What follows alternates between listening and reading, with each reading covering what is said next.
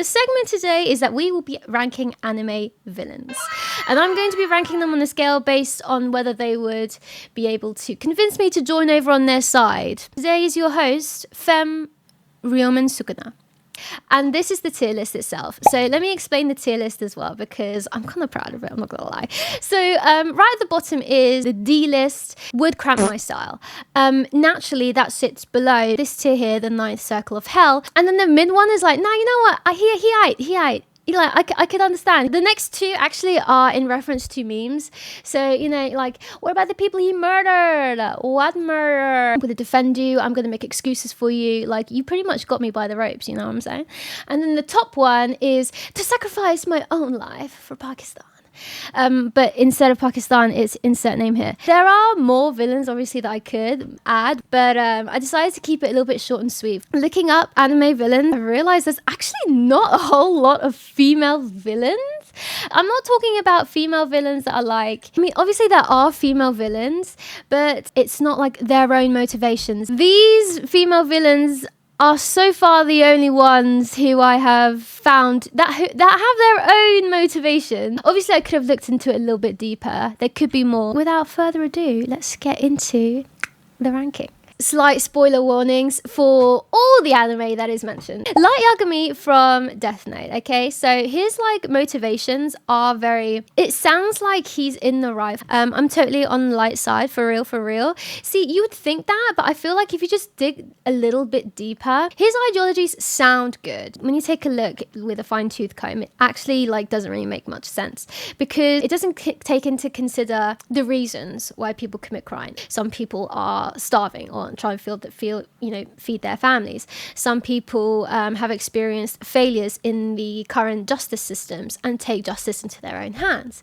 And then there are also people who just do it because they are plain evil. Light Yagami doesn't take any of that into consideration. It is very much, well, you're convicted of a crime, you are a criminal, and you deserve to die. Some people are falsely accused as well, you know.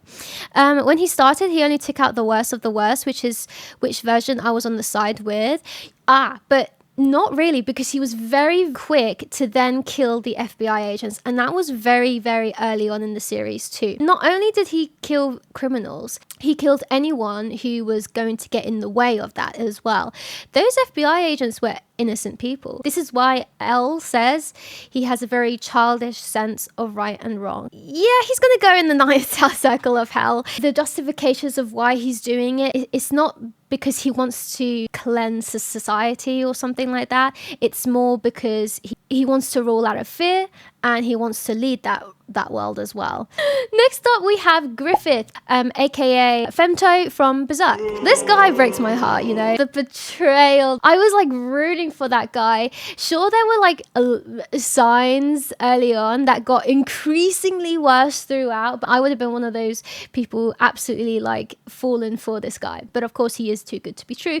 And then you find out like he has been groomed by the God Hand to, you know, become Femto, really. So he does belong in the 9th circle of hell. This guy is evil. He betrayed his friends. He turned on those who loved and adored him. Nothing you could say will convince me otherwise. Next up is Eren Yaeger from Attack on Titan. The morality of Eren Yaeger is certainly a topic of hot debate. In terms of where I would rank him, he's doing it all to protect, I mean, it's mostly just his friends and all of Eldia as well, but it's just such a bloody way to do it. He does such terrible things. Do they outweigh? Loki, actually, he might have to be demoted. I can't stand by you know. The next one is going to be Dracula from Castlevania. Loki, to sacrifice my own life for Dracula. This man, I would have been part of Dracula's army. Yes, absolutely. Destroy them all.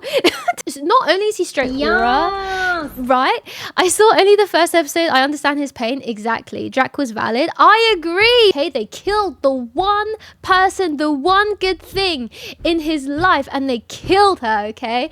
And he even gave them a chance to show remorse. I'm part of Dracula's army, okay? In fact, let me lead it. 100% valid. They held a party celebrating his... Yeah, exactly. Yeah, they held a party celebrating his wife's death. And this is a woman as well who fought. She was burning on the stake, begging her husband not to kill everyone. Way before he meets her, he already despised humanity. And then he meets this one person who is like the light in his life. Next up is Fuhrer King Bradley from Full Metal Alchemist, specifically Brotherhood. I think he's a really cool villain. I think he's a really well-written character, especially for someone whose embodiment, like, he is wrath, right? So he literally is only capable of that one expression, but he's still made out to be a very flushed out character. Would I be convinced to join him? Probably not, just because I wouldn't be convinced by father's motivation. King Bradley is still kind of, at the end of the day, exists purely to carry out father's will. I would think, I don't even think he belongs here, I'm not gonna lie. I think I don't know, why can't I not explain it? We'll do an updated version though of this at some point. I feel like he is just a bit meh in the grand scheme of things. Shou Tucker from Full Metal Alchemist Brotherhood. I watched Full Metal as a pre-teen. The scene, you guys know which scene I'm referencing. Oh my god, that scene is forever etched into my memory. I felt sick, absolutely harrowing, just scarred for life. He absolutely would cramp my style. He's right in the bottom. He experimented on his own kid, his daughter, with their dog. What kind of deranged mind do you have to even think about doing that? Griffith is scum. He'll be worthy of cramping your style, man. When you say it like that, you know what? He did betray his friends. Betrayal, I don't stand for that. So you're right, actually. Now, Griffith has been demoted. He would cramp my style. Right, next up is Madara Uchiha. So he's very auriful, so there is that aspect. He does want to create a better world. And I don't think we can fault him for that, guys. He's very well-intentioned, okay? So what about the people he murdered? What murder? And much aura, much power. He could keep me safe. He's just peak aura. I mean, take a look at what the world is coming to now, okay? Sometimes I think we could do with a little bit of mind control, especially with some people, you know. Tenten is falling for half of these villain schemes, GG's. Yeah, I will be very influenced, I'm not gonna lie. Pain from Naruto, aka Nagato. This guy also meant well, came from a very tragic background. All he wanted was peace at the end of the day. Am I saying I would have joined the Akatsuki had I been in Naruto? Probably. Ask me no questions, I'll tell you no lies. I would have joined for the cloak alone. Plus they want peace, so peace and drip, you know what I'm saying? Sukuna, I'm falling for his shit. I'm joining him, how do I tell you? Sukuna is so funny to me. He plays around so much for someone who's literally capable of like nuclear war and like as his own single man army. I probably would have joined just for the jokes alone. Yeah, he's evil. That guy, he cracks a few good jokes. Muzan from Demon Slayer. Muzan. I meant Muzan. Out of all these villains, I feel like he's actually low-key the most boring one. Plus, I mean, I feel like he would cramp my style. He's just so boring. His motivations are pretty dull as well. I feel like he's not a very fleshed out character. He can't tell good jokes. He's not funny. I feel like the only thing going for him is the fact that he's got some baddies on his side. But that's low-key it. He don't even moonwalk on his hose. Can we give Shou Tucker his own tip? This one's for Rachel. Wait, what is it? This is for Rachel, you big fat white nasty smelling fat. No, that might be it. Okay, this is for Rachel, you dirty smelly ass bitch. That's Shou Tucker right there, his own special tip. Next one, this next villain, honestly, yes, he's fine. Okay, let's just get the obvious out of the way. It's not even just about the fact that he is fine. Genuinely, I was rooting for him more than the actual main guy. To sacrifice my own life for Tsukasa. Decides he actually wants to take this calamity that's taken place and use it instead to start anew, because the world before was so terrible. He wants to, this is an opportunity in his eyes for a new fresh start. And Loki, yeah, I'm on his side. Let's not bring everyone back.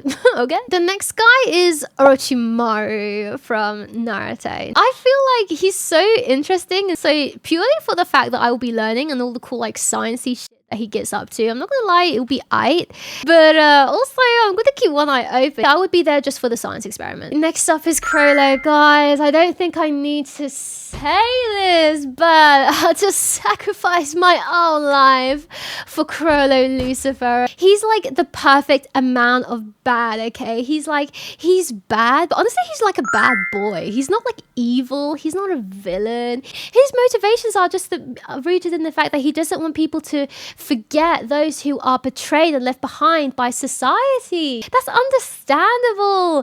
He's a peak character, plus he's fine shit. So that's why he's in the top tier, because he has my heart. I've got an Nendoroid of Chrollo because, you know, I would be there at the forefront. I would be in the Phantom Troop. I mean, it's no secret that Itachi is one of my all-time favorite characters in Naruto. You're not wrong, guys. You're not wrong. Itachi is absolute fine. He is an extremely interesting character and very, very well written. But I'm not going to put him in the top list. You guys know I am an Itachi glazer, but I'm going to put him in Nahi Ait.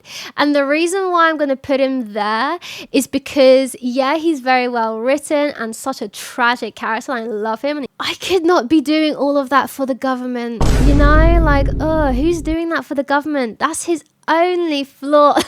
That just couldn't be me. For this particular ranking, I'm going to put him in the mid tier. Oh, it actually killed. It hurts, guys. It hurts. If Itachi didn't do that, the Leaf would have had a civil war. The outcome Itachi did is the best outcome for the Leaf Village. Prove me wrong. I mean, this is one of those arguments where I feel like there are a lot of like arguments for and also against. This is what I love about his character, though, because it's like, it's so like morally grey and invites so much conversation and debate, which is why I love Itachi's character so much. But remember, the reason why they were even in that position in the first place is because of how ostracized the Uchiha clan was from the Leaf. They were boiled down to being essentially the police force for the village. And where in the world are police institutions? Where in the world are they liked? They're not really, are they? It's a hard topic to debate. It's difficult, but it's so intriguing, you know? Okay, but how is that Itachi's fault?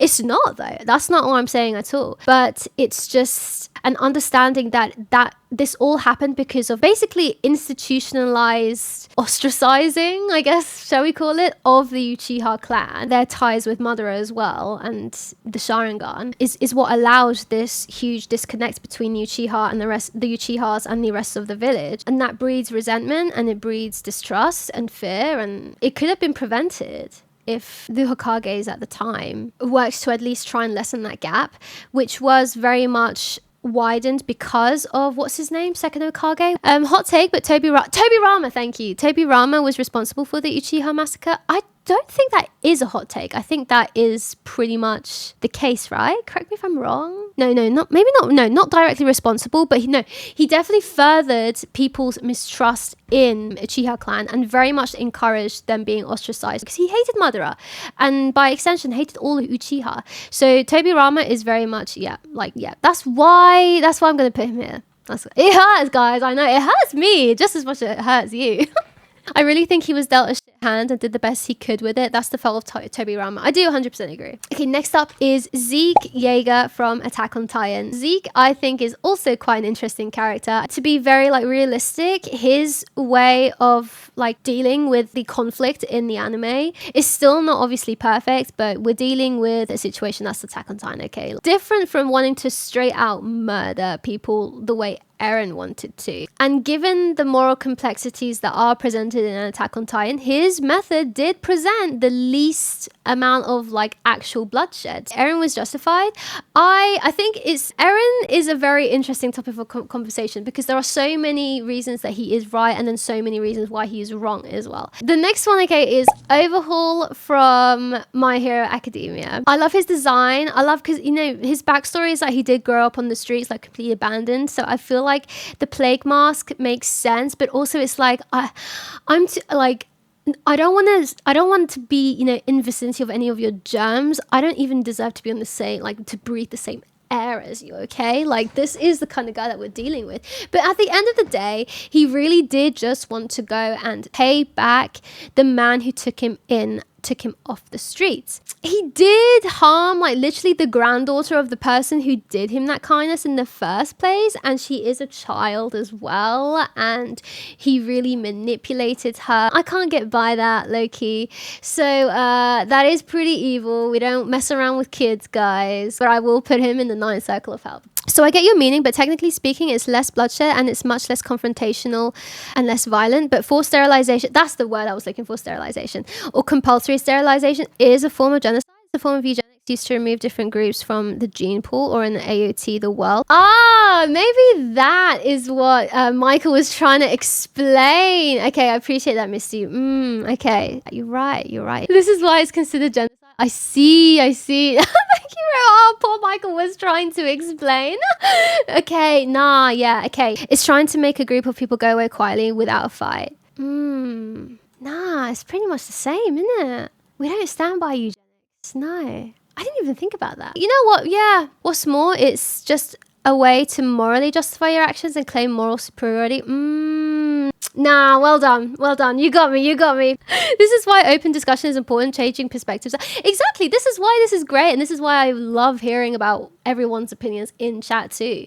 Because I completely forgot about that aspect of the argument as well. Zeke has been demoted. He's been demoted to the ninth circle of hell, guys. Lucky Isabella is aight because she did feed them kids to the demons. We don't harm children here, okay? So, and you know what? She would cramp my style. Medusa would absolutely cramp my style. The way she treated her own son was pretty poor, you know? Okay, next up is Makima from Chainsaw Man. Makima is watching this.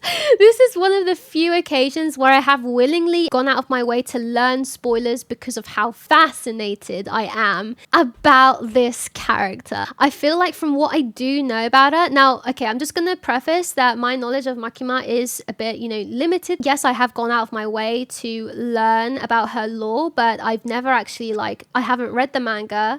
I'm not up to date with the anime either. So I'm going off purely from what people have said based off of commentary that I've seen online.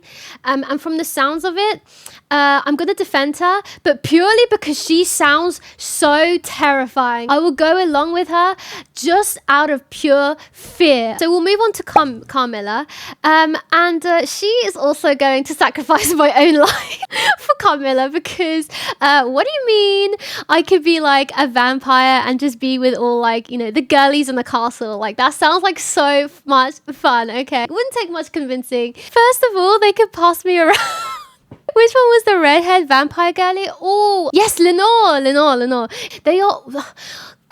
Carmilla, Lenore, Marana, and Striga. Fine shit. Hey, we would just be the prettiest girlies up in a fancy, cute little castle, living our best lives, drinking blood. Okay, next up is Meruem. Meruem from Hunter x Hunter. Meruem is, again, an extremely interesting character in the fact that he is born for the sake of being essentially pure evil, but then he learns through knowledge and experiences, deconstructs those prerequisitions that he was supposed to have. But also, we don't really know what he would have done. Bro, just spoil every anime tain. It's hard to judge because obviously, okay, spoilers. The story doesn't go into what he would have done and what would have been his motivations because obviously he then dies. It's actually hard to rank him, I feel. He would have did good things and bad things, to be honest. Probably because I suppose the thing is with Meruem, it does seem very much a question of nature versus nurture and what probably would have prevailed the most. In terms of whether I would be convinced to join him, I would probably be in the middle as well myself. I'm going to keep an eye on him though. Okay, last but certainly not least, we have Father from Full Metal Alchemist Brotherhood. I feel like with all the villains, he doesn't, I feel like he doesn't stick out too much to me. He is basically just pretty much an example of absolute power corrupts absolutely. He was very much responsible for the Ishvalan civil war and the genocide that took place in Ishval as well. So for that reason alone, he's a cool character, very interesting. I like his backstory as well and how he becomes father. But for that reason, I think I'll put him in with Cramp My Style because, I mean, he could dress a bit better as well, you know what I'm saying? Tenten wants that Makima aura when she walks into work every morning. What's your favorite anime? My favorites are Attack on Titan, Nana. Oh my god, Nana. Oh my god. We need to rank this bit. Ew. Who's that? Takumi from Nana? We don't fuck with, okay? He's awful. He's so awful. Would Cramp My Style. But he's just like a manipulator. He's an abuser. Terrible, terrible partner. Just awful. I just want to slap his face every time I see him, you know? Is Nana a good anime? Yes. So it is one of my all-time favorite animes. Honestly, I'm slightly embarrassed. I completely forgot that this is you. That is the stream. And I think low-key we will leave it at that for today. I love you so much. Thank you so much for joining. I appreciate you all. Good night, one and all. And I will see you very soon. So take care. Yes, goodbye, everyone. Take care. Bye.